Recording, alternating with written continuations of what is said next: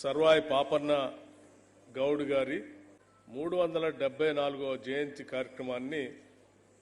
ఈరోజు రాష్ట్ర ప్రభుత్వం తరఫు నుంచి పెద్ద ఎత్తున అధికారికంగా జరుపుకుంటున్నాం. ఇది బలహీన వర్గాల పట్ల ఈ రాష్ట్ర ప్రభుత్వానికి ఉన్నటువంటి నిబద్ధత,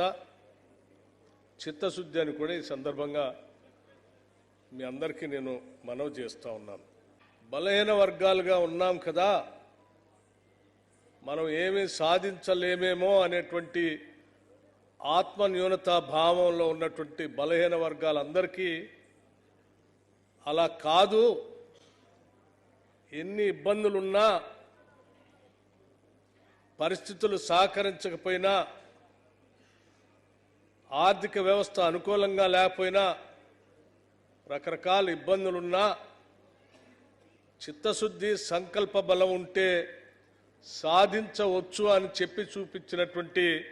సర్వాయి పాపన్న గారి జీవితం మనందరికీ ఆదర్శంగా ఉండాలని చెప్పి ఈరోజు ఈ కార్యక్రమాన్ని జరుపుకుంటున్నాం. ఇది స్ఫూర్తిదాయకంగా ఈ రాష్ట్రంలో ఉన్నటువంటి బలహీన వర్గాలందరికీ ఒక సందేశాన్ని ఇచ్చే కార్యక్రమంగా ఉండాలనేటువంటి ఆలోచనతో రాష్ట్ర ప్రభుత్వం ఈరోజు ఈ కార్యక్రమాన్ని జరుపుతూ ఇక్కడ మనం అందరం ఏర్పాటు చేసుకున్నాం. భవిష్యత్ తరాల వారికి కూడా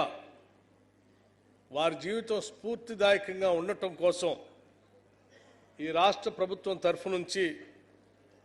వారు పుట్టినటువంటి సర్వాయిపేట విలేజ్, ఆ గ్రామం నుంచి మొదలు పెడితే పక్కనున్నటువంటి కిలాషాపూర్ ప్రాంతాలను కూడా పెద్ద ఎత్తున అభివృద్ధి పరచడానికి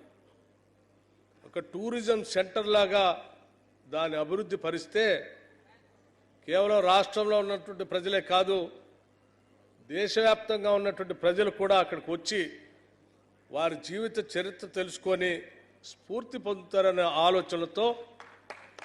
బీసీ వెల్ఫేర్ మంత్రిగా ఉన్నటువంటి మిత్రులు పొన్నం ప్రభాకర్ గౌడ్ గారు టూరిజం శాఖతో మాట్లాడి వారి ఆలోచనల మేరకు